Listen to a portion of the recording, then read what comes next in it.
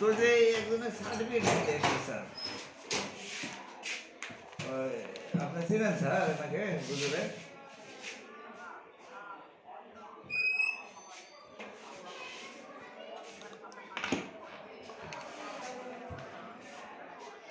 না স্যার, তো এখানে তো পড়েনি স্যার। তো দেওয়া যায় না, আমরা পরিচিত টরিচিত হলে 8 পাসের সার্টিফিকেট নেবে। এখন হলো ফোন দিছে কয়েকদিন আগে থেকেই, আমি বললাম যে হেডমাস্টার বেলাল ভাইকে একটা ফোন দাও।